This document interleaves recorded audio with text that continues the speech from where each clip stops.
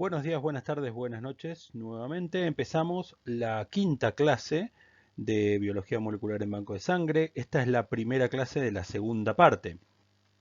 Acá en esta segunda parte vamos a empezar a ver técnicas de biología molecular y su aplicación práctica en la hemoterapia. Hasta ahora lo que vimos fueron las cuestiones generales de cómo se transmite esta información hereditaria, cómo puede haber variaciones y a partir de ahora vamos a ver cómo con distintas técnicas podemos estudiar esas variaciones para identificarlas, tratarlas, etcétera, etcétera. Empecemos entonces repasando lo que vimos hasta ahora. Lo primero que vimos fueron los mecanismos de la herencia y el conocimiento de esos mecanismos de la herencia, en comprender cuáles eran esos mecanismos de la herencia, llevó a la necesidad de descubrir quién era el responsable de la transmisión de esa información. Y esto nos llevó a descubrir una nueva molécula que era la molécula del ADN. Estudiando la estructura del ADN se pudo entender cómo era que esa información se transmitía, ya sea desde padres a hijos o cómo se transmitía esa información a las moléculas efectoras que en definitiva eran las proteínas. Esto nos hablaba de dos procesos. Estos procesos, el de replicación para transmitir a la descendencia o el de transcripción y traducción para transmitir esa información a las moléculas efectoras, son procesos que se realizan de forma conservada. Es decir, si yo tengo una información que funciona, que sirve, la voy a intentar transmitir de la forma más conservada posible para que siga sirviendo. Pero en ocasiones, si bien hay mecanismos de regulación que vigilan que esto sea así, que se transmita de forma conservada, hay ocasiones en las cuales se generan variantes. Esas variantes son a su vez las que permiten cierta diversidad. Esta diversidad puede ser positiva, generando organismos que pudieran evolucionar hacia una situación mejor. Puede ser inocua, o sea, generar una diversidad genética, pero que no se vea en el fenotipo, que no altere el fenotipo. O puede ser una diversidad por la cual se genera una patología, se genera una deficiencia frente a los organismos preestablecidos en ese medio en particular. Y sobre esta diversidad, sobre la posibilidad de entender y comprender esta diversidad, de ver dos, entre comillas, ADNs distintos, es la base sobre la cual la naturaleza evoluciona, la naturaleza va cambiando, la naturaleza va probando y siguiendo adelante. Como les decía, dentro de esa diversidad pueden surgir variantes beneficiosas o no, y esto también va a estar regulado por el entorno. El entorno me va a decir si la variante es beneficiosa o no, y una variante que hoy no es beneficiosa en un nuevo entorno vimos que podría llegar a ser beneficiosa. La necesidad de estudiar estas variantes impulsó el desarrollo de técnicas específicas a tal fin, es decir, en muchos casos estas variantes no eran beneficiosas, sino que generaban patologías y nosotros podemos, a través de ciertas técnicas, estudiar estas patologías. Por otro lado, también estas variantes pueden generar diversidad y nosotros necesitamos estudiar esa diversidad. Todo esto nos lleva al desarrollo de las técnicas de biología molecular que justamente son las que estudian esta diversidad. Necesitamos comprender todo esto para poder llegar al corazón, finalmente, de la materia biología molecular. ¿A qué llamamos entonces técnicas de biología molecular? Bien, las técnicas de biología molecular van a ser todos aquellos procedimientos que trabajen sobre el ácido nucleico. Para los que hayan cursado inmunoserología, las técnicas inmunoserológicas trabajan sobre proteínas, anticuerpos y antígenos vinculados en una reacción inmune, por eso inmunoserología. En el caso de los ácidos nucleicos vamos a trabajar de biología molecular vamos a trabajar sobre los ácidos nucleicos, en reacciones en las cuales intervienen la detección o no de ADN o ARN. ¿Y para qué me sirven las técnicas de biología molecular? ¿En qué las puedo usar? Bueno, es extremadamente variado. Hay un abanico impresionante de lugares, de cuestiones sobre las cuales se puede utilizar las técnicas de biología molecular. Por un lado, en diagnóstico de enfermedades hereditarias. Hay enfermedades que se transmiten genéticamente, que se transmiten de padres a hijos, que son hereditarias. En algunos casos esas enfermedades viajan en alelos recesivos, por lo tanto existen personas que son portadoras de un alelo recesivo que al tener el otro alelo dominante que lo compense no manifiestan la enfermedad, pero siendo portadores podrían heredar esa patología y teniendo un hijo con otra persona que también tiene un alelo recesivo, esos dos alelos recesivos manifestarse y generar un individuo con la enfermedad hereditaria manifiesta. Se puede hacer diagnóstico en este caso de estas enfermedades hereditarias comparando el gen alterado con el gen normal. Se puede hacer diagnóstico viral, para esto lo utilizamos en biología molecular para el banco de sangre, detectando el ADN o el ARN de los virus específicos que nosotros vamos a buscar. Se puede plantear en la identificación de alelos específicos, en el caso que les planteaba antes de enfermedades hereditarias, incluso alelos recesivos para saber si una persona es portadora o no de alguna condición y no lo esté manifestando porque el alelo dominante no sea el que estamos buscando. Se utilizan también en la detección de contaminación bacteriana en la industria alimentaria. Las técnicas de biología molecular vamos a ver que son técnicas extremadamente sensibles que amplifican en gran número la detección, por lo tanto la detección de pequeñas cantidades de patógenos podrían detectarse justamente amplificando esa señal y viendo si existe algún tipo de contaminación bacteriana en un gran lote de alimentos.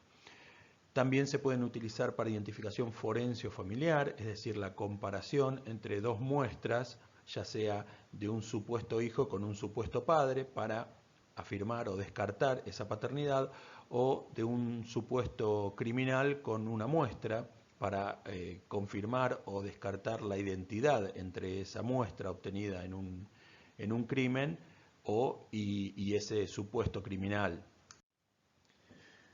Las técnicas de biología molecular también trabajan en la selección de marcadores moleculares específicos de una especie.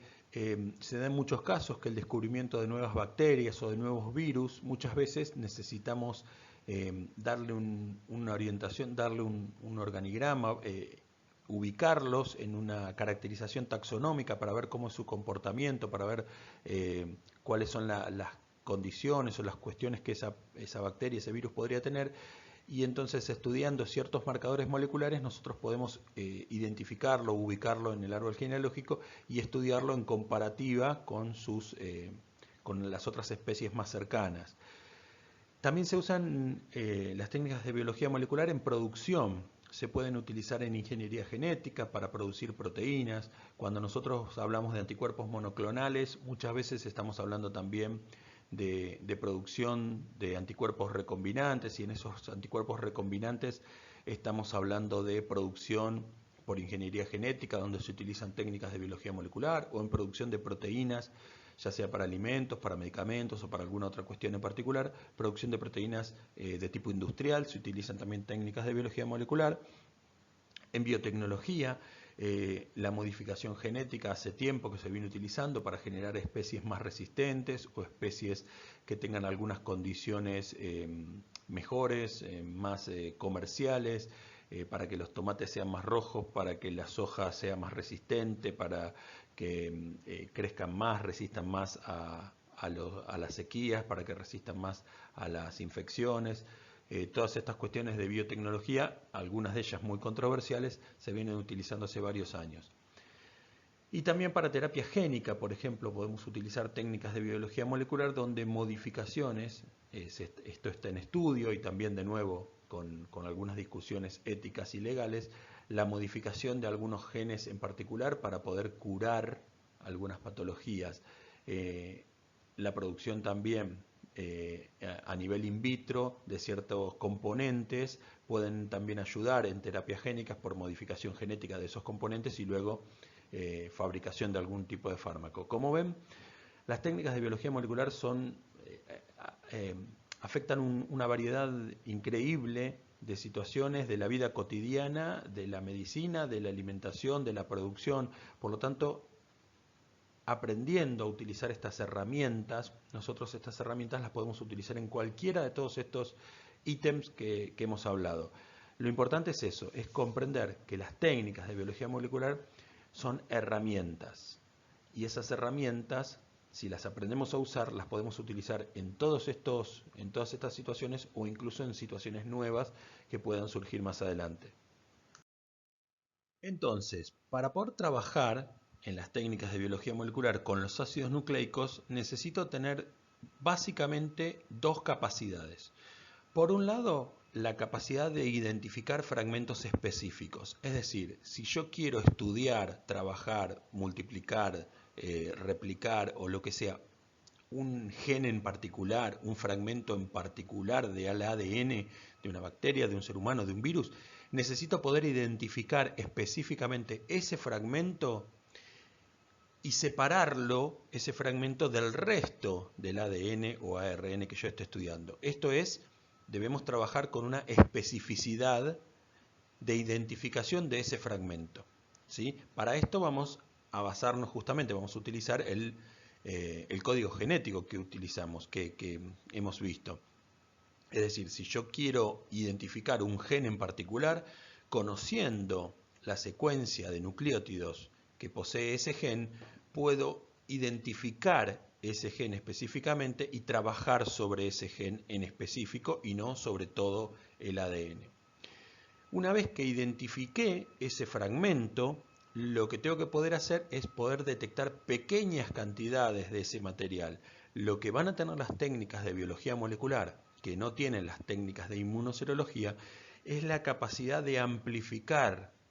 Nosotros podemos hacer, por eso vimos los procesos de replicación, de traducción y de transcripción, nosotros podemos simular en un laboratorio el proceso de replicación. Es decir, si identificamos ese fragmento específico y luego replicamos ese fragmento específico, como si se tratara de una multiplicación celular o de una multiplicación viral, lo que hacemos es replicar ese fragmento de una pequeña cantidad de ADN, vamos a poder obtener muchísima cantidad de ese fragmento específico.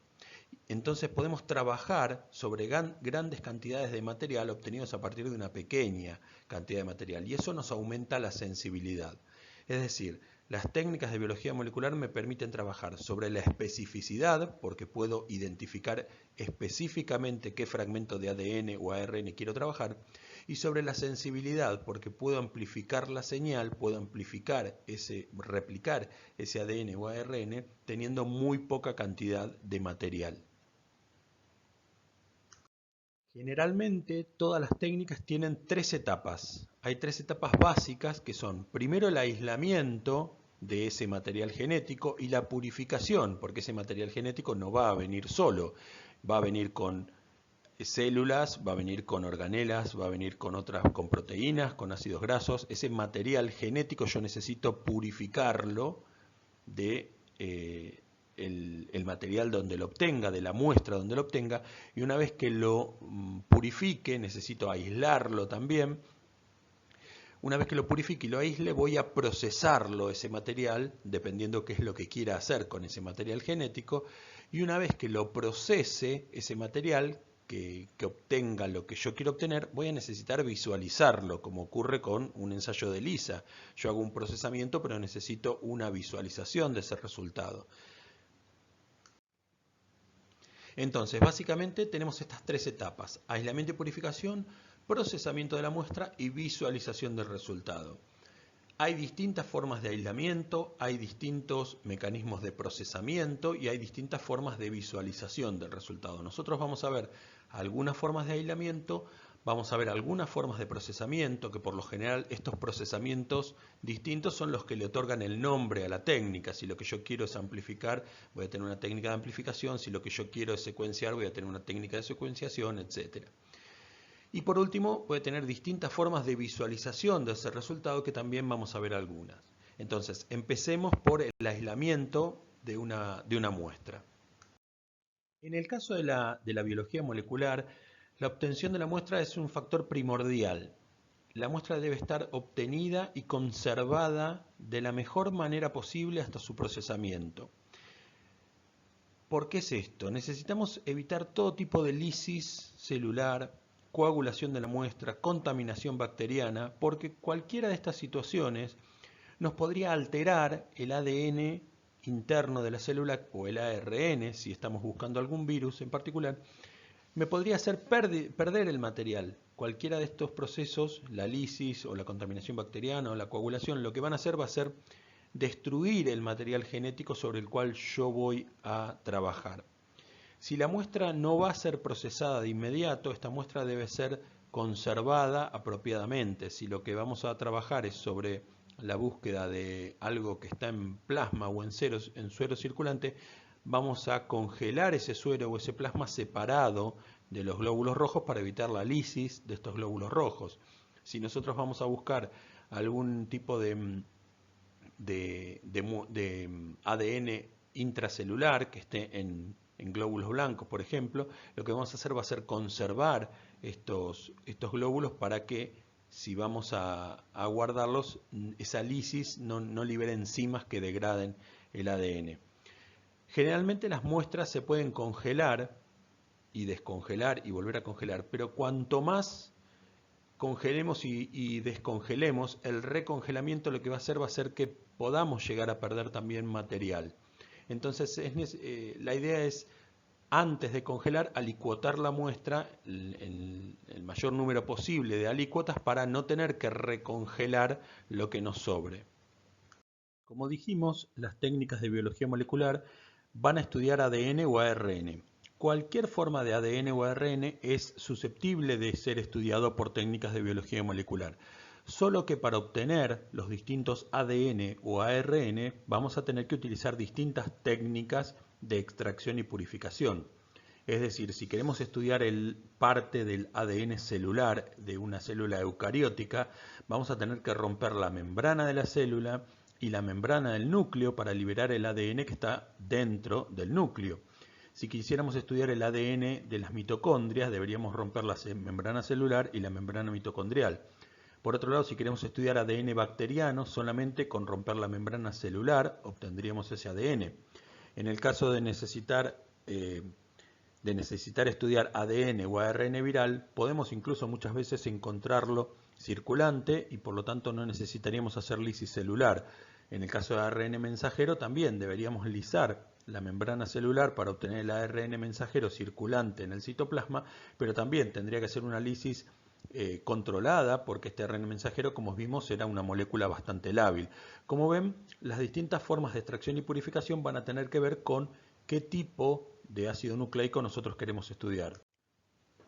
Como todas estas fuentes de ADN o ARN son muy diversas, va a haber distintos métodos de extracción, distintos métodos de purificación que van a ser más duros o más suaves dependiendo de lo que yo necesite obtener, siempre buscando no perder material genético en esa extracción o purificación. Si utilizamos técnicas muy duras, quizás degrademos parte de ese ácido nucleico que nosotros queremos buscar. Y si utilizamos técnicas muy suaves, quizás no podamos obtener la cantidad necesaria para poder detectar lo que queremos detectar. Por lo tanto, hay que encontrar un equilibrio entre la astringencia del método y la suavidad de ese método para poder encontrar justamente obtener ese ADN o ARN que nosotros queremos medir. Como les digo, hay distintos métodos convencionales o comerciales, infinidad de métodos para obtener las distintas fuentes de ADN o ARN. Vamos a ver nosotros un método convencional teórico y vamos a ver un método comercial teórico. Obviamente todos estos van a tener sus distintas variantes, pero la idea es obtener básicamente una estructura de cada uno de ellos. Entonces, para extracción y purificación de los ácidos nucleicos, lo primero que vamos a tener que hacer, siempre y cuando estos sean ácidos nucleicos intracelulares, ya sea de la célula o de algún organismo patógeno infectivo intracelular, lo primero que vamos a tener que hacer es sacarlos del interior de las células. Si nosotros buscáramos algún virus que estuviera en circulación, esta etapa no es necesaria, no necesitamos sacarlo del interior de la célula. Para esto vamos a tener que romper las membranas celulares y en el caso de los virus, si queremos sacar el ácido nucleico del interior del virus y son virus envueltos, también vamos a tener que romper la envoltura nuclear y la nucleocápside viral, que es una cápside proteica. Estos métodos tienen que ser lo suficientemente fuertes como para romper el material inicial, es decir, para sacar los ácidos grasos y para sacar las proteínas del medio, pero que no rompan el ácido nucleico interno, es decir, que podamos preservar ese ácido nucleico. Por lo general estos procedimientos van a incluir detergentes, ¿sí? Los detergentes trabajan como el detergente de cocina en la ruptura de las membranas de grasa, ¿sí? Entonces las membranas celulares se van a destruir. Los detergentes no iónicos que utilizamos acá pueden ser el SDS, el Twin, el Tritón, etc. A su vez vamos a trabajar con algunas enzimas proteolíticas, ¿sí? Como la proteína K, que lo que hace esta enzima proteolítica es destruir justamente a las enzimas que podrían degradar esos ácidos nucleicos. Si estuviéramos buscando ARN, vamos a utilizar inhibidores de RNasas, que son enzimas que destruyen el ácido nucleico, el ácido ribonucleico. Y por otro lado vamos a agregar también componentes que estabilizan esta solución. Ustedes imagínense que vamos a tener una sopa de organelas, una sopa de proteínas, ácidos grasos y ácidos nucleicos. Por lo tanto necesitamos estabilizar esta solución para que el ácido del pH no se altere, para que no se produzcan lisis de los ácidos nucleicos, para que no se destruya el material. Entonces tenemos componentes que van a estabilizar esta solución. Entonces, una vez lisada la célula, vamos a obtener una sopa, un caldo, que va a contener los ácidos nucleicos, todos los ácidos nucleicos, celulares, virales, si es que la célula está infectada. Vamos a tener restos de las membranas que rompimos y vamos a tener componentes de la célula. Algunas organelas, vamos a tener destrucción de esos restos de esas membranas, vamos a tener organelas enteras, organelas partidas, y vamos a tener una gran cantidad de proteínas citoplasmáticas, muchas de ellas enzimas, que justamente estas enzimas trabajan en algunos casos degradando ácidos nucleicos extraños, por lo tanto debemos neutralizarlas. Todos estos componentes, de todos estos componentes, muchos de ellos pueden inhibir los procesos de detección del ácido nucleico o incluso degradar los ácidos nucleicos. Por lo tanto, luego de hacer esta extracción de los ácidos nucleicos, necesitamos purificarlos, estos ácidos nucleicos. Entonces, la segunda etapa, luego de la lisis celular, la segunda etapa va a ser la separación de esas moléculas diana, de las moléculas que buscamos, que son las moléculas del ácido nucleico. Para esto, por lo general, se van a utilizar solventes orgánicos, que lo que van a hacer va a ser precipitar las proteínas, separándolas del ácido nucleico, y luego alcoholes, que van a deshidratar las nubes de agua de los ácidos nucleicos y van a hacer que estos ácidos nucleicos precipiten y los podamos obtener. Acá en el grafiquito que ustedes tienen abajo, tienen luego de la separación con solvente orgánico y luego de la adición de alcohol, tienen un precipitado de ADN en el tubo de la derecha. En el tubo de la izquierda está el ADN en forma soluble todavía. Fíjense como en el tubo de la derecha ustedes lo tienen precipitado y es más fácil de extraer ese ADN que si lo tuvieran soluble. Veamos entonces paso por paso cómo se extrae, cómo se separa el ácido nucleico del resto de las proteínas y de los componentes. Lo primero que vamos a hacer va a ser, tenemos la muestra que utilizamos. A esa muestra le vamos a agregar una mezcla de fenol cloroformo, ¿sí? Son solventes orgánicos. Esos solventes orgánicos los vamos a mezclar, los vamos a vortexear y los vamos a centrifugar. Una vez centrifugados esos solventes orgánicos, los fosfatos de los ácidos nucleicos, recordemos el ácido nucleico que era una base nitrogenada, un grupo fosfato y un azúcar, los fosfatos están cargados, tienen carga negativa, por lo tanto son moléculas polares. Las moléculas polares van a tener afinidad por el agua. Entonces los fosfatos hidrofílicos van a hacer que el ácido nucleico quede en la fase acuosa. Por otro lado, los lípidos y algunas proteínas van a permanecer en los solventes orgánicos. Recuerden que a la muestra acuosa le agregamos fenol cloroformo, que es un solvente orgánico. Entonces, una vez que centrifugamos, nos van a quedar los ácidos nucleicos en la fase acuosa y las proteínas y los lípidos en los solventes orgánicos. Retiramos entonces la fase acuosa y la pasamos a un nuevo tubo, ahí con la flechita verde. En este nuevo tubo, donde solamente tenemos fase acuosa y donde en esa fase acuosa tenemos el ácido nucleico disuelto, en este nuevo tubo lo que vamos a hacer va a ser agregar sodio, vamos a agregar acetato de sodio, y ese sodio que tiene carga positiva se une al fosfato que tiene carga negativa. Entonces ese fosfato unido al sodio ahora se transforma en una molécula que no es polar, que no tiene polaridad y por lo tanto no se solubiliza.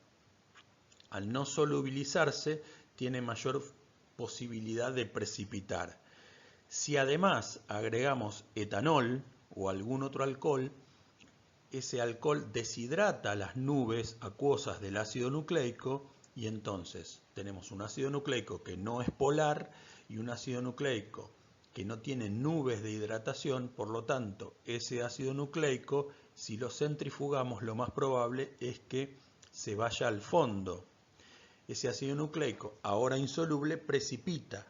Entonces nos queda en esa fase acuosa el ácido nucleico solubilizado, lo desolubilizamos agregando sales y agregando alcoholes, lo centrifugamos y precipita. Descartamos ese sobrenadante, ese líquido, nos queda el ácido nucleico en el fondo, le hacemos lavados con etanol, le hacemos lavados con etanol para retirar restos que hayan podido ser traccionados cuando el ácido nucleico fue hacia el fondo. Ese lavado con etanol lo resuspendemos, se resuspende y dejamos que se evapore ese etanol. El alcohol se evapora y entonces nos queda el ácido nucleico lavado, nos queda en el tubo. Se le agrega a ese ácido nucleico una solución conservante o agua misma y ahora ya tenemos el ADN separado de las proteínas, separado del resto de los componentes de la célula y listo para utilizar, listo para hacer el procesamiento. Esta es la extracción por el método convencional. Se puede variar y en lugar de usar fenolcloroformo utilizar otros solventes, se puede utilizar otros alcoholes, pero básicamente los pasos de la extracción por el método convencional son estos. Ahora vamos a ver el método por extracción comercial. Para la extracción y purificación por el método comercial se va a utilizar el mismo sistema, el mismo procedimiento, pero solamente que utilizando unas columnas de sílica gel. ¿Cómo es esto?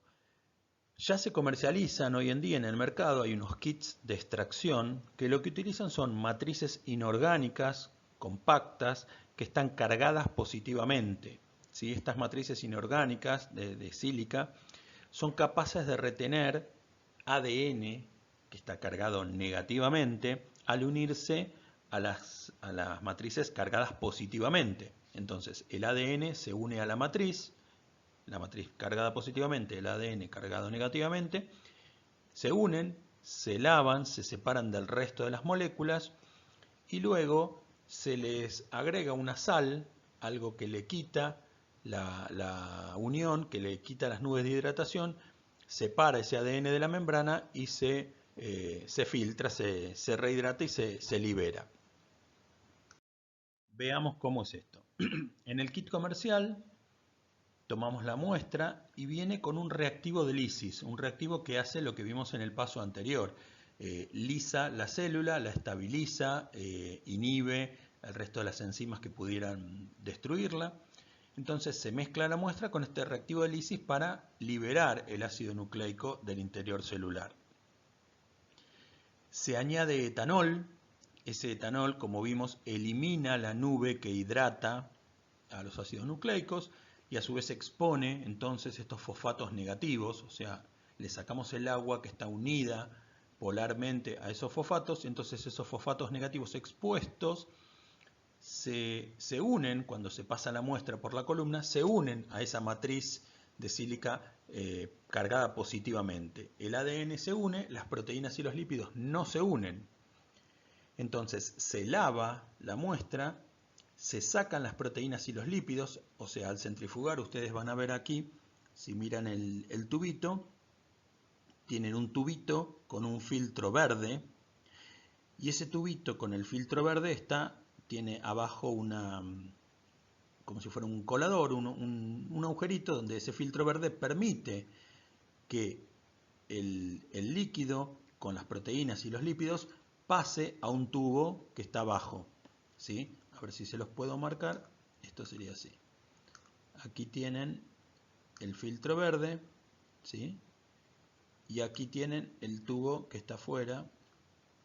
Entonces, centrifugando la muestra, se lavan, se sacan las proteínas y los lípidos y se retira este tubo de afuera. Este tubo se descarta y me quedo solo con el tubito chiquito, ¿sí? Ese tubito chiquito se rehidrata la membrana con agua o con buffer, se pasa a otro Eppendorf y entonces ahora, al estar hidratado, este ADN se despega de la membrana y se eluye centrifugándolo dentro de un Eppendorf.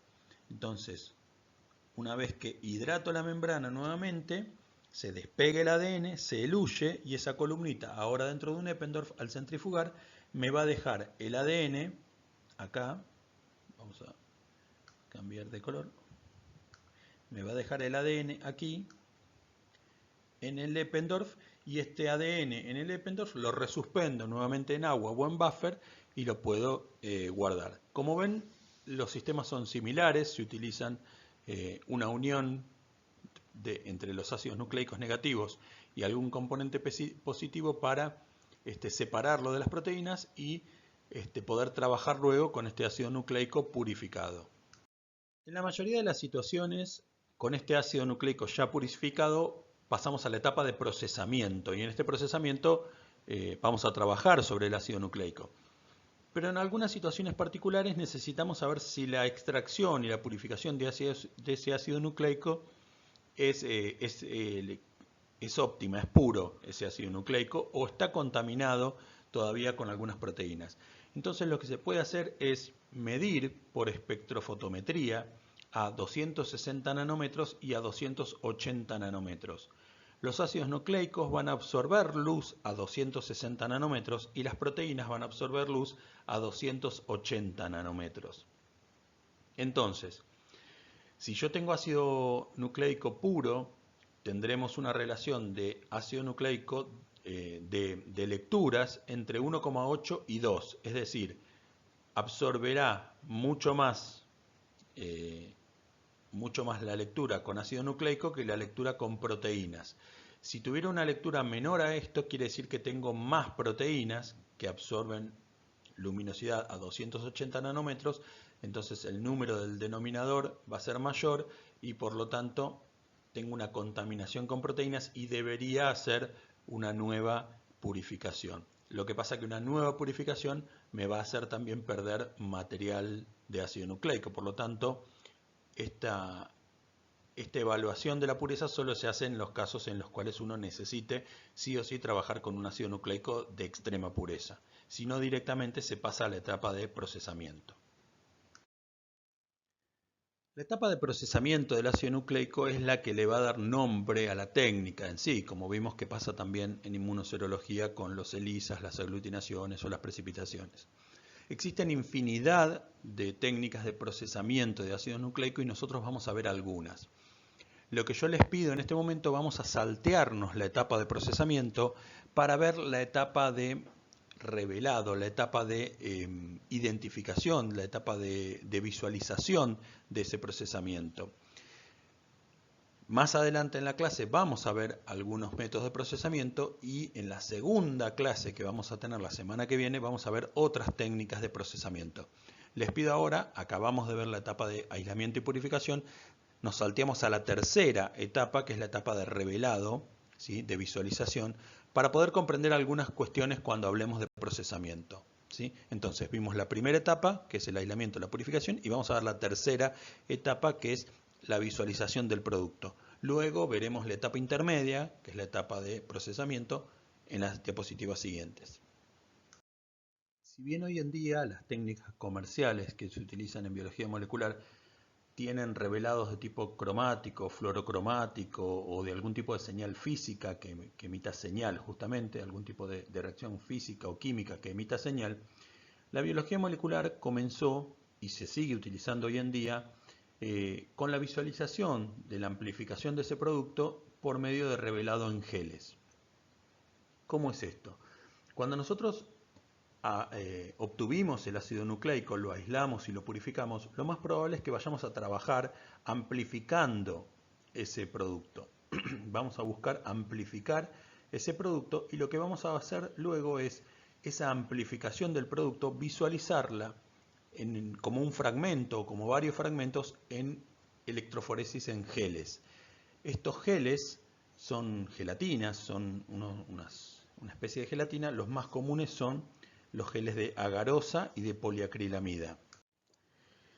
Tanto en los geles de agarosa como los geles de poliacrilamida lo que son sustancias porosas que permiten el paso de estos fragmentos de ADN a través de ellos, de estos poros, y van a ir separando los fragmentos más grandes de los fragmentos más pequeños, porque los fragmentos más grandes van a tener mayor dificultad para migrar entre los poros. Es decir, los fragmentos más pequeños pasan más fácil por intermedio de los poros y los fragmentos más grandes no. Por lo tanto, los fragmentos más pequeños van a migrar más y los fragmentos más grandes van a migrar menos.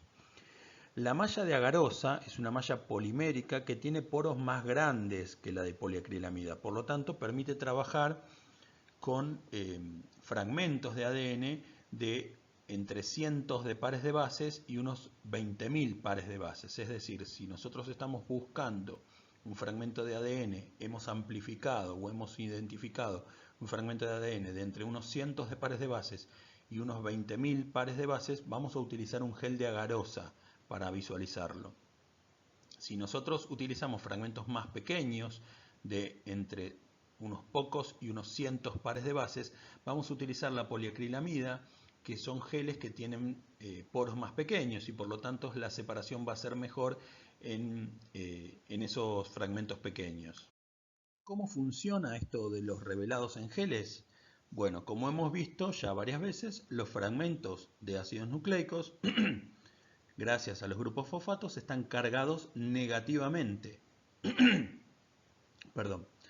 Entonces, si nosotros los sembramos en un extremo del gel, ¿sí? Fíjense acá, el gel lo tienen celeste, y eso que ven arriba son como cubetitas, pocillitos, formados en el gel. O sea, cuando uno prepara esta gelatina, le pone una especie de peine, que lo que hace es que los dientes de ese peine dejen esos pocillos celestes más oscuros que ven arriba. Entonces sembramos la muestra en esos pocillos y lo que vamos a hacer es, le agregamos bromuro de tidio. El bromuro de tidio es un colorante que se une al ácido nucleico y por lo tanto cuando corra ese ácido nucleico va a correr con un color azul y nosotros lo vamos a poder visualizar.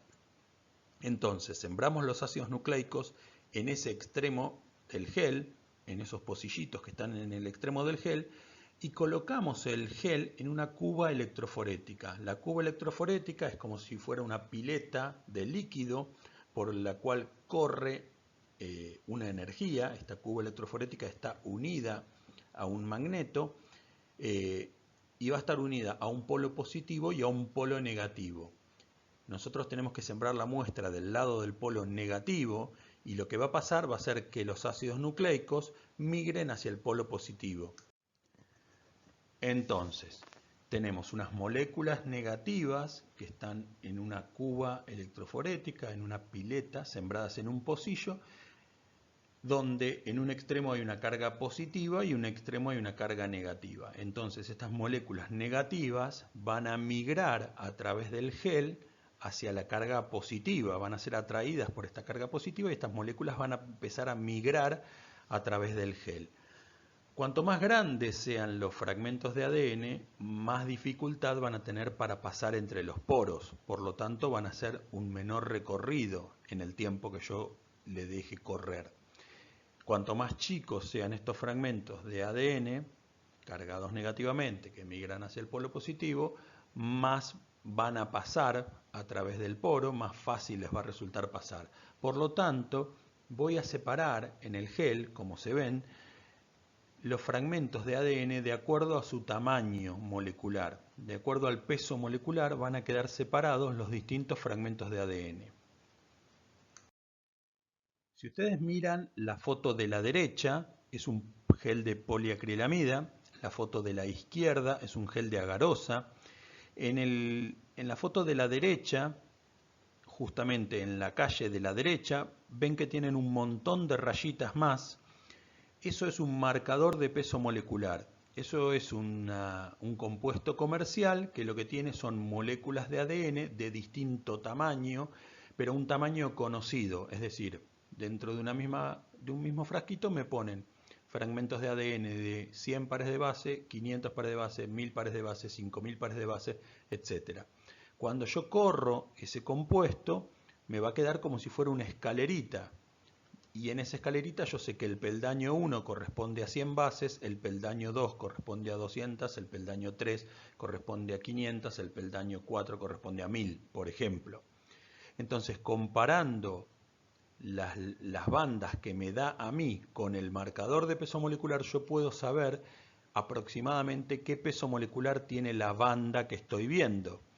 Y sabiendo que la banda que yo estoy buscando tiene que tener tal o cual peso molecular, puedo inferir si tengo o no tengo la muestra buscada.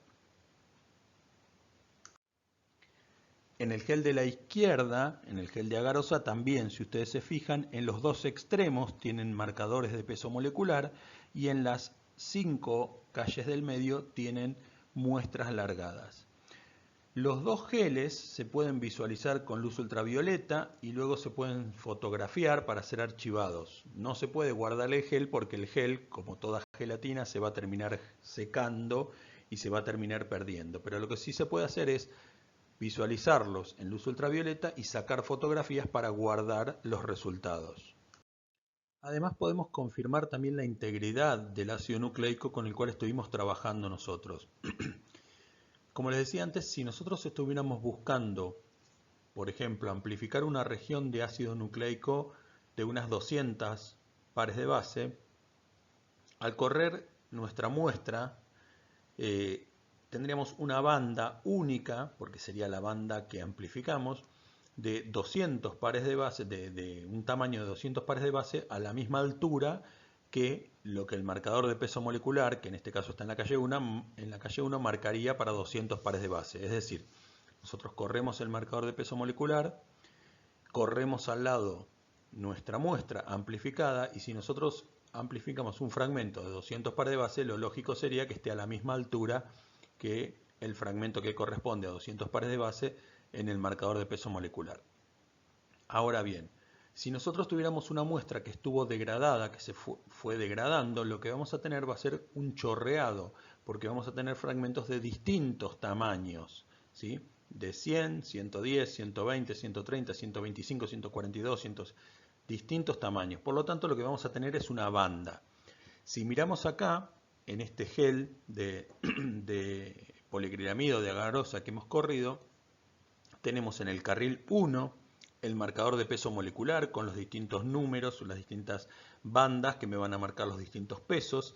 Eso lo sabemos porque el marcador de peso molecular es comercial y nosotros sabemos a qué tamaño corresponde cada banda. En este caso el carril 2 y el carril 3 están vacíos y en el carril 4 y en el carril 7 se muestra una muestra, o sea, han sembrado una muestra con un poco de fragmentación. Si ustedes miran, esa muestra está la banda arriba de todo y abajo hay como un pequeño chorreado. Ese pequeño chorreado son fragmentos, destrucciones del fragmento más grande, que es el fragmento que queda retenido arriba, y por lo tanto han podido migrar un poco. El carril número 5 muestra una muestra totalmente fragmentada, donde la parte de esa muestra tiene el tamaño original y el resto ha corrido a través del gel durante toda la calle. Y la muestra 6 es una muestra íntegra. Fíjense que acá tienen la muestra a un peso molecular determinado en una banda determinada y no tienen un chorreado posterior. Entonces, bien, hemos evaluado cómo se hace la extracción y la purificación, hemos evaluado cómo podríamos leer el final del proceso. Lo que nos falta ahora es ver cómo procesamos esa muestra, qué podemos hacer, cuáles son los distintos procesos que podemos darle a esa muestra. Es decir, una vez que tenemos el ácido nucleico extraído, que lo hemos purificado, ¿qué queremos hacer con él? ¿Queremos estudiar un fragmento en particular? ¿Queremos estudiar una secuencia en particular de un fragmento? ¿Queremos utilizarlo para trabajar y con ese fragmento de ácido nucleico que obtuvimos producir la proteína para la cual ese ácido nucleico codifica? ¿Queremos investigar si ese fragmento corresponde a un virus determinado o ese fragmento corresponde a un gen determinado? ¿Queremos ver si ese gen está mutado? Para todo esto vamos a trabajar sobre ese ácido nucleico extraído de las distintas formas que vamos a ver en esta clase, en lo que queda de esta clase y en la clase siguiente. Una vez aislado ese ácido nucleico, lo que vamos a tener es todo el ácido nucleico que estaba dentro de esa célula. Por lo tanto, vamos a tener un montón de ácido nucleico que no corresponde a la región donde nosotros queremos estudiar. La mayoría de ese ácido nucleico va a estar entero, si es que tuvimos los procesos de forma suave y controlada. Y muchas veces vamos a necesitar estudiar fragmentos de ese ácido nucleico. Entonces, para estudiar un gen en particular o porciones del ácido nucleico, la mayoría de las veces ese ácido nucleico tiene que ser fragmentado, tiene que formar parte de fragmentos de porciones más pequeñas de ácido nucleico y no ser todo el ácido nucleico completo de un cromosoma. Entonces, la ruptura de ese ácido nucleico puede ser realizada mecánicamente, se puede hacer por ruptura mecánica, al azar, mezclándolo, revolviéndolo de forma brusca. Entonces vamos a tener fragmentos al azar, fragmentos muy pequeños, fragmentos muy grandes, fragmentos intermedios. Sin embargo, si nosotros quisiéramos, podemos utilizar otro método que es un poco más controlado, que es el método de fragmentación por enzimas de restricción. Las enzimas de restricción son unas proteínas bacterianas descubiertas por Arber, Natanz y Hamilton Smith en los años 70, que lo que hacen estas proteínas bacterianas es cortan el ADN en sitios específicos, en secuencias específicas. Estas enzimas son producidas por algunas bacterias para defenderse justamente de los ataques de los virus que afectan a las bacterias. ¿Y cómo hacen las bacterias para defenderse de estos virus? Bien, tienen estas proteínas, que son unas enzimas que reconocen secuencias extrañas, es decir, secuencias que el mismo ADN de la bacteria no tenga, y por lo tanto cortan todo ADN que esté dentro de la bacteria que tenga esa secuencia. Es decir, la bacteria produce una proteína, esa proteína reconoce una secuencia, esa secuencia no está en el ADN de la bacteria y por lo tanto todo ADN que tenga esa secuencia, la bacteria lo reconoce como un ADN extraño y la enzima lo termina cortando. Estas secuencias son secuencias de unos pocos pares de base y entonces van a cortar ese ADN extraño. Y la forma de cortar ese ADN extraño puede ser de dos maneras distintas. Pueden producir extremos romos, es decir, cortan las dos cadenas de ADN en la misma posición, en el mismo nucleótido, o pueden producir extremos cohesivos, es decir, cortan una cadena de ADN en un extremo y 4, 5, 6 nucleótidos después cortan la otra cadena de ADN y la separan. Vamos a ver más adelante que estos extremos cohesivos son sumamente útiles, sumamente necesarios cuando querramos hacer ADN recombinante, es decir, recombinar dos fragmentos de ADN distintos, porque estos extremos cohesivos nos van a permitir que utilizando la misma bacteria en dos fragmentos distintos de ADN, me corten dejándome la misma secuencia. En este caso, en el caso del gráfico, fíjense que tiene la secuencia TT-AA y del otro lado la secuencia complementaria AA-TT. Si yo consigo dos ADNs distintos que tengan la misma secuencia y los corto con la misma bacteria, voy a tener los mismos bordes cohesivos cortados. Por lo tanto, podría unirlos específicamente, es decir, pegar el ADN A con el ADN B que tienen los mismos cortes. ¿Se entiende esto? O sea, de una manera de cortar dos ADNs distintos con la misma enzima me van a generar los mismos bordes y por lo tanto los puedo unir y pegar mezclados. Esto lo vamos a ver un poquito más adelante. Como les decía, cada enzima reconoce en particular una secuencia propia, una secuencia única. Por lo general, estas secuencias únicas son palindrómicas, es decir, son capicúa, por decirlo de alguna manera. Si se fijan, en la primera es GATC y la de abajo es GATC, la cadena de abajo. En la última, la cadena de arriba es CCCC y la cadena de abajo es CCCC, en la forma opuesta. Es decir, nos permite utilizar estas enzimas para cortar el ADN en secciones específicas. Si nosotros conocemos una secuencia específica y conocemos la secuencia a la que corta una de estas bacterias, podemos utilizar esa bacteria para cortar en esa región donde justamente corta la bacteria.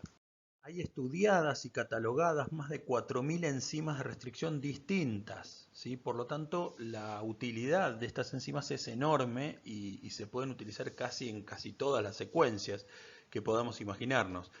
El nombre de cada una de estas enzimas de restricción va a estar dado por la bacteria. En este caso, fíjense, la enzima EcoR1 es una enzima producida, la enzima EcoR1 es una enzima producida por la Escherichia coli en la cepa RI13 y como es la primera enzima de restricción encontrada en esa bacteria y en esa cepa se le pone el número 1.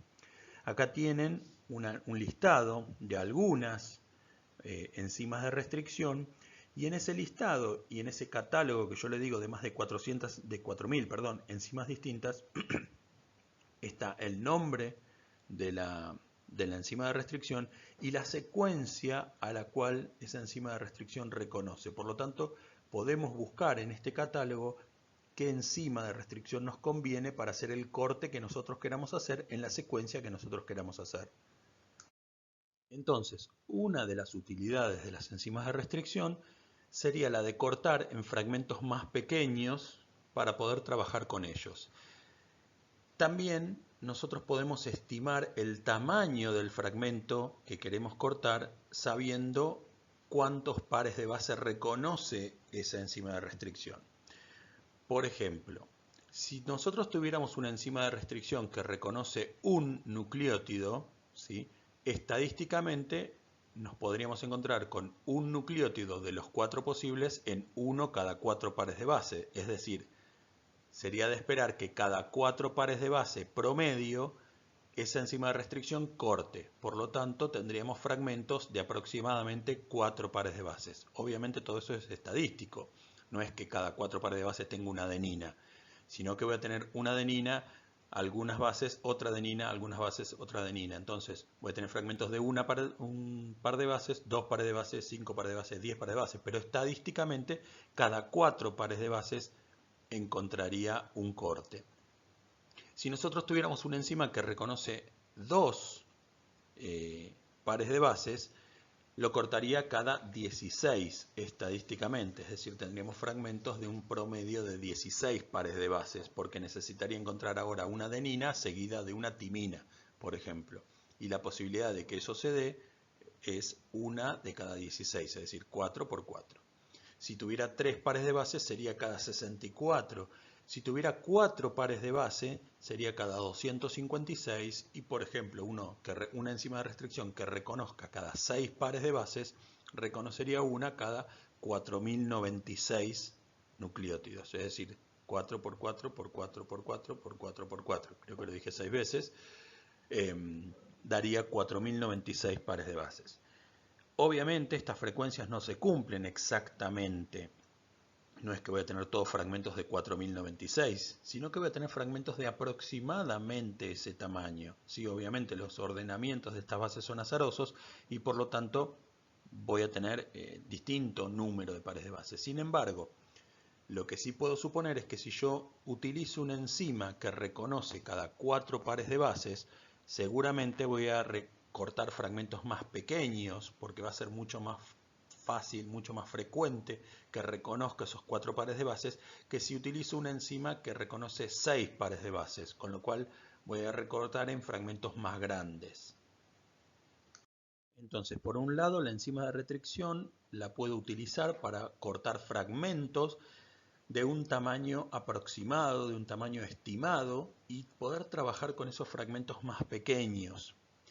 La otra utilidad que tienen las enzimas de restricción es la de poder detectar mutaciones específicas, mutaciones puntuales, en algún gen particular donde yo conozca la secuencia y además sepa que existe una enzima de restricción que también reconoce esa secuencia. Por ejemplo, en este caso que vemos acá, hay un gen cuya secuencia normal es CCTG-AGG. Esa secuencia normal es reconocida por una enzima de restricción y si yo utilizo la enzima de restricción, en este caso la MCT2, esa secuencia va a ser reconocida por la enzima y por lo tanto ese ADN va a ser cortado en 2 fragmentos, ¿sí? En la secuencia normal, columna de la izquierda. Supongamos que hubo una mutación puntual de una adenina por una timina. Entonces, ahora ya la enzima de restricción no reconoce esa secuencia y por lo tanto ese fragmento de ADN no es cortado. Si nosotros corriéramos a un paciente normal, un paciente cuyos 2 genes tienen la secuencia normal, voy a encontrarme con que voy a tener un fragmento correspondiente al fragmento grande y un fragmento correspondiente al fragmento chico del corte que hizo la enzima, ¿sí? En este caso, aleatoriamente le pusieron 200 y 100 pares de base, ¿sí? Si yo corro un paciente mutante cuyos 2 alelos están mutados, entonces en ninguno de los 2 alelos voy a tener corte de enzima y por lo tanto, en lugar de tener fragmentos de 200 y de 100, voy a tener un fragmento de 300 correspondiente a los 2 alelos, ¿sí? Que es la columna de la derecha de la corrida que ven abajo. Y si yo tuviera una persona que es heterocigota, que podemos decir que es un portador, que tiene un alelo normal y un alelo mutante, la enzima de restricción va a reconocer en uno de esos genes, en uno de los alelos, y va a cortar, por lo tanto voy a tener un fragmento de 200 y un fragmento de 100, y en el otro gen, en el otro alelo, voy a tener la secuencia mutada que la enzima no va a reconocer, y por lo tanto voy a tener una banda de 300.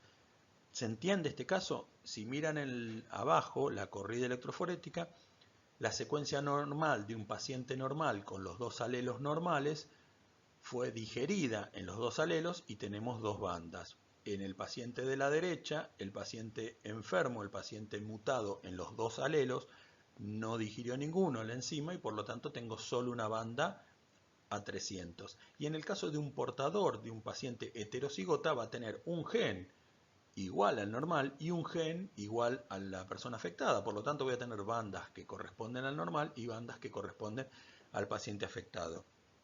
Entonces, en este caso puntual, la enzima de restricción me sirve también para detectar una mutación puntual en una secuencia específica conocida. Y de esta manera, con una pequeña enzima, yo puedo detectar una mutación que causa una afección o que puede producir una persona portadora de esa afección aunque no la tenga. El último proceso que vamos a ver en el día de hoy es el proceso de secuenciación, que como su nombre lo dice, lo que me va a dar es la posibilidad de conocer la secuencia de nucleótidos dada, es decir, conocer qué nucleótido está después de qué nucleótido y obviamente conocer el lenguaje, conociendo el lenguaje, conociendo los codones, saber para qué proteínas, para qué aminoácidos codifica y qué es lo que está informando esa secuencia. También conociendo la secuencia podemos comparar 2 secuencias distintas para ver si son filogenéticamente la misma, podemos evaluar estudios epidemiológicos, estudios poblacionales, estudios comparativos. La secuenciación obviamente es sumamente útil y tiene un montón de aplicaciones. Nosotros vamos a ver 2 métodos tradicionales de secuenciación, el método químico, que fue el primer método que se desarrolló, que hoy en día está casi en desuso, y el método enzimático, que es el método tradicional que se sigue utilizando. Y después vamos a ver un pequeño avance de un nuevo método que se está empezando a utilizar de forma comercial.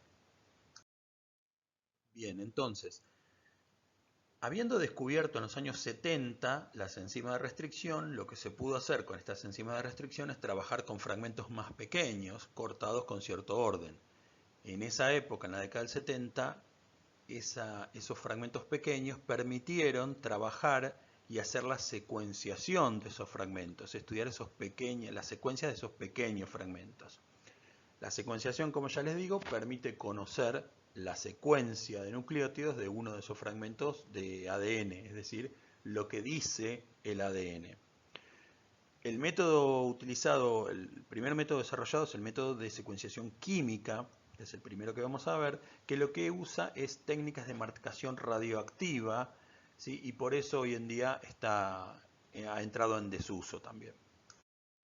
La secuenciación química, la secuenciación de Maxam y Gilbert, lo que hace es lo que se debe hacer es alicuotar la muestra en 4 tubos distintos. Esa muestra tiene que estar marcada con fósforo radioactivo. Se marca ese ADN con fósforo radioactivo. Se divide esa muestra marcada en 4 alícuotas distintas, como ya les digo, y en cada uno de esos tubos se va a agregar un reactivo distinto. Como ven, en el 1 es dimetilsulfóxido, en el 2 es ácido fórmico, en el 3 es hidracina y en el 4 es hidracina con algunas sales. Y en estos 4 tubos distintos, esos reactivos van a cortar en diferentes lugares, en diferentes regiones. El dimetilsulfóxido va a cortar donde haya guanina, el ácido fórmico donde haya guanina y adenina, pero si le restamos al tubo 2 lo que ocurre en el tubo 1, solamente vamos a tener la adenina. El tubo 3 corta hidracina, la hidracina corta donde hay citosina y timina, pero si le restamos el tubo 4 que corta donde solo ocurre que solamente corta en la citosina, vamos a obtener la timina. Es decir, el tubo 1 me va a indicar donde hay guanina, el tubo 2 donde hay adenina, el tubo 3 donde hay timina y el tubo 4 donde hay citosina. En estos 4 tubos vamos a tener los fragmentos de ADN marcados, como les digo, y vamos a poner pequeñas cantidades de estos 4 componentes. Entonces se producen rupturas de ADN en cada uno de estos lugares donde están cada uno de estos nucleótidos. Se va a realizar una corrida electroforética y por lo tanto esa corrida electroforética va a ordenar estos fragmentos de acuerdo a el nucleótido que yo esté buscando. Es decir, si el primer nucleótido de la región que yo quiero secuenciar es la timina, cuando yo utilice en el tubo 3 va a cortar en ese lugar y por lo tanto voy a tener un fragmento de una base. Porque, perdón, a todo esto debemos separar las dos cadenas primero. Voy a tener una base. Si el segundo nucleótido que está en el orden es la citosina, en el tubo 3 y en el tubo 4 me va a cortar fragmentos de 2 bases y entonces va a correr un poco menos que el fragmento de timina que corrió un poco más, el que tiene una base sola. La tercera base va a correr un poco menos, la cuarta base va a correr un poco menos, la quinta base va a correr un poco menos. Entonces, interpretando en qué calle tengo banda, puedo interpretar qué nucleótido se encuentra en esa posición. Las ventajas de este método es que permite secuenciar fragmentos cortos desde la primera base. No necesito nada más, utilizo ese fragmento, lo someto a la digestión, a la degradación con estos componentes y puedo obtener la secuencia de fragmentos cortos. Pero las desventajas que utiliza este método es que utiliza reactivos tóxicos, el dimetilsulfóxido, el ácido fórmico, la hidracina son compuestos cancerígenos, son compuestos tóxicos. Por otro lado utilizamos fósforo radioactivo, por lo tanto necesitamos también tener aprobación de la Comisión Nacional de Energía Atómica. Y deben además separarse las dos hebras, como les digo, las dos hebras del ADN deben separarse previamente, con lo cual es un método engorroso que ha caído en desuso bastante, pero que lo nombramos porque bueno, fue el primer método de secuenciación que se pudo desarrollar por la década del 70. El otro método que existe, que es el más utilizado hoy en día, es el método de secuenciación por método enzimático. Este método que se utiliza mucho más en la actualidad es el método de Sanger, el método enzimático. Lo que realiza este método, en lugar de una digestión de un fragmento, lo que hace es sintetiza copias de ese fragmento en los distintos tamaños de acuerdo a los distintos nucleótidos que la secuencia tenga. ¿Cómo es esto? Vamos a dividir en 4 alícuotas distintas, 4 tubos distintos, y en cada una de esas alícuotas vamos a poner todos los elementos necesarios para una replicación. Es decir, vamos a poner una polimerasa, una enzima, vamos a poner los cofactores necesarios para que esa enzima polimerice y realice una copia, como si fuera una replicación común. Vamos a poner el ADN molde, que es el ADN, el fragmento que queremos estudiar, y vamos a poner los 4 nucleótidos. Como hemos visto, la única forma de que haya replicación es que exista el molde, de que existan los 4 nucleótidos y que exista la enzima y todos los factores necesarios para que esto ocurra. Bien, hasta acá lo que estamos haciendo es creando 4 tubos distintos donde se va a producir una replicación de ese fragmento en forma in vitro. Así vamos a copiar ese fragmento con los elementos necesarios en los 4 tubos distintos. En cada uno de esos 4 tubos distintos voy a agregar una pequeña cantidad, una ínfima cantidad de dideoxinucleótido,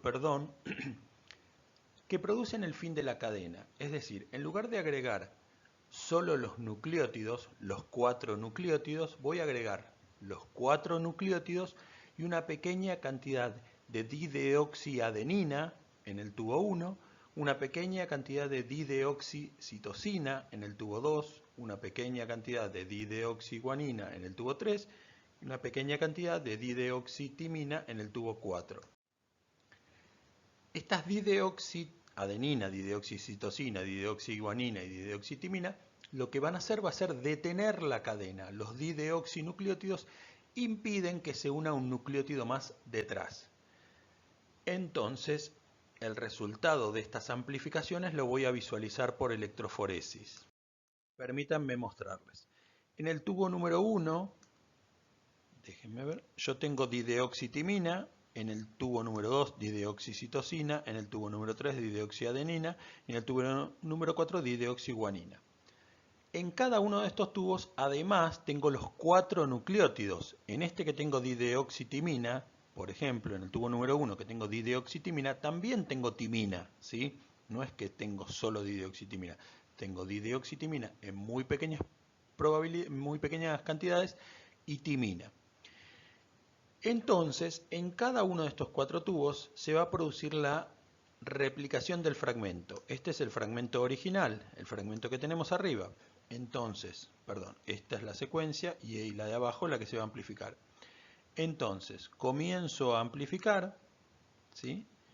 Y en el primer tubo que tengo dideoxitimina va a empezar a copiar, ¿sí?, la citosina, la adenina, la guanina, y cuando tiene que poner timina, en algunos casos me va a poner timina y en otros casos me va a poner dideoxitimina. En los casos donde ponga dideoxitimina, la cadena finaliza, como ven acá, este de acá, que son 4 nucleótidos. En los casos en que pone timina, sigue la replicación. Va a poner una adenina, va a poner una timina, de nuevo, llegamos a la segunda timina. En los casos donde pone dideoxitimina, me va a poner acá un fragmento de 6 nucleótidos, y en el caso donde pone timina común, continúa amplificando a citosina, citosina, adenina, citosina, volvemos a toparnos con una timina. El tercer caso que está acá, si pone una dideoxitimina, se frena ahí la reacción, si pone una timina, continúa. Esto mismo ocurre para los 4 nucleótidos distintos.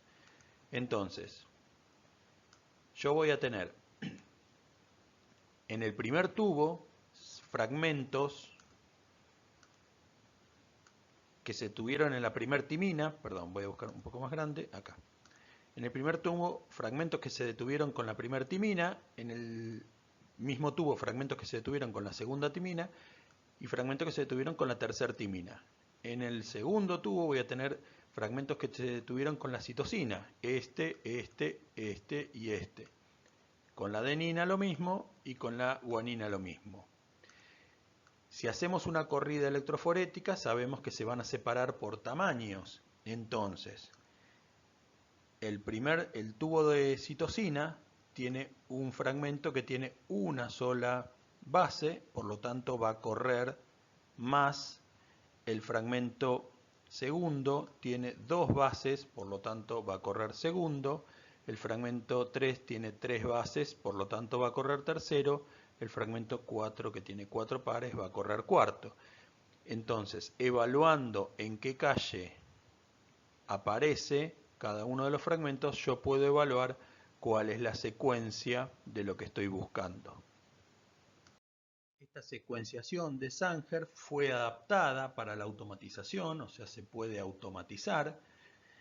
Y en el año 1990, utilizando este tipo de secuenciación, se anuncia el proyecto Genoma Humano, cuya idea era secuenciar todo el ADN íntegramente, el ADN humano.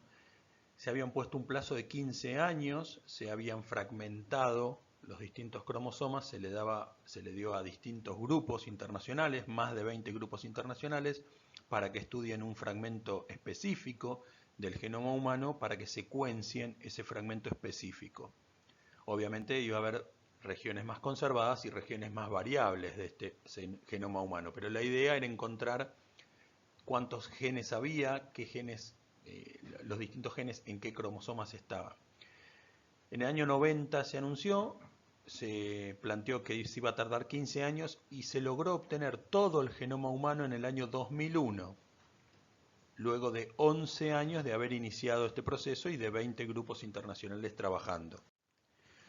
Con este proyecto del genoma humano se secuenciaron más de 3.200 millones de pares de bases. 3.200 millones de pares de bases. Y se encontró en este genoma humano alrededor de 20.000 genes, menos incluso de los que esperaban encontrar. Con lo cual pudieron deducir ahí que algunos genes, como les decía, codifican para más de una proteína y que se pueden reordenar para producir las distintas proteínas en un mismo gen incluso.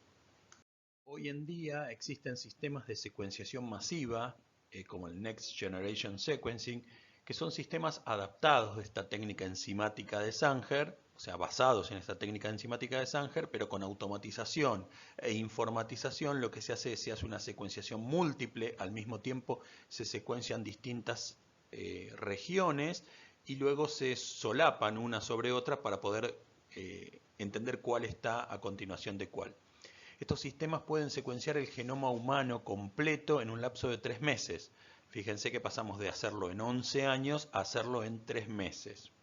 Además, obviamente, de la rapidez de la tecnología, lo que ha hecho también es una reducción importantísima de costos, donde secuenciar un genoma completo puede costar unos cientos o miles de dólares, ¿sí? En comparación con los 3 mil millones de dólares, en ese momento son 3 billones de dólares norteamericanos, que costó en ese momento el proyecto Genoma Humano.